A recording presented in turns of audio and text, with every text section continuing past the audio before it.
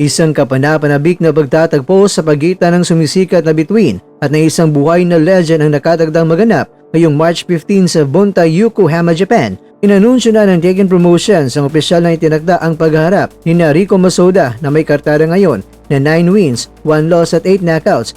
Parang dating world champion na si Nonito the Filipino Flash Donaire na may kartara ngayon na 43 wins, 9 losses at meron siyang 28 knockouts para sa WBA Bantamweight Eliminator title.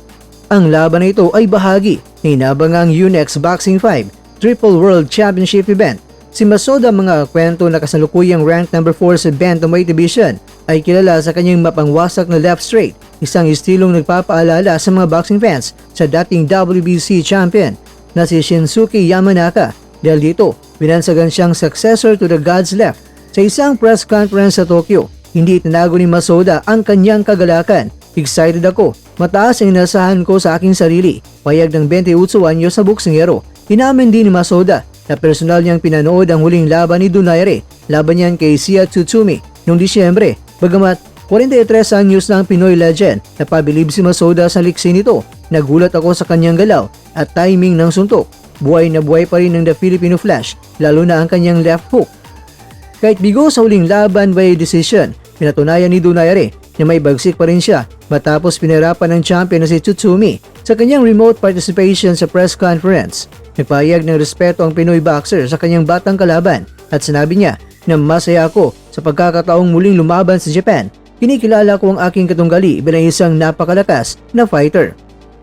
Para kay Masoda, ang laban na ito ay hindi lamang para sa ranking, kundi isang hakbang para sa kanyang pangarap na makapagiganti kay Sia Tsutsumi, ang tanging boksingero na nagbigay sa kanya ng talo sa professional na karera. Gusto kong tapusin ang laban na ito ng maayos para makaabante na ako sa world stage, dagdag pa ni Masoda. Samantala, mga kwento, habang papalapit ang mga malalaking laban sa mundo ng boxing, tila tumitindi rin ang tensyon sa loob ng mga training camp. Ito ang naging sentro na atensyon matapos mag-post ang Pinoy boxer na si Mel Fajardo tungkol sa naging mainit na pag-ensayo nila ng kanyang trainer. Sa isang social media post, ibinahagi ni Fajardo ang naging karanasan sa kamay ng kanyang coach na si Jericho Asilo. Ayon sa boksingero, hindi naging madali ang kanilang meet session dahil sa higpit at disiplina ipinapatupad ng kanyang mentor. Mainit talaga ulo ng coach, lalo na pag di nasusunod agad. Sorry coach, ani ni Fajardo sa kanyang post na may tawa na emoticons. Bagamat may tensyon, makikita rito ang determinasyon ng kampo ni Fajardo na maging perpekto sa bawat galaw bago sumabak sa susunod na laban. Ang ganitong tough love mula kay Coach Asilo ay bahagi ng preparasyon upang masiguro na handa ang boksingero sa anumang hamon sa loob ng lona sa boxing. Ang bawat pagkakamali sa ensayo ay may katumbas sa panganib sa aktwal na laban, kaya naman hindi katakataka ang init ng ulo ng mga coach sa paghahanda. Samantala, mga kwento sa world stage, isang malaking rematch ang posibleng yumanig sa boxing world ngayong taon. Kinumpirma na ni Sean Gibbons na target ni Isaac Pitbull Cruz ay isang summer sequel laban yan sa knockout artist si Gervonta Tank Davis. At ayon sa ulat ng World Boxing News, prioridad ngayon ng kampo ni Cruz na makuha ang ikalawang pagkakataon laban kay Davis. Sa kabila ng mga kinakaharap na legal na issue ni Davis at ang pagkawala ng kanyang WBA title, nananatiling uhaw ang mga fans sa makita kung kaya bang lapay ni Pitbull itong si Gervonta Davis.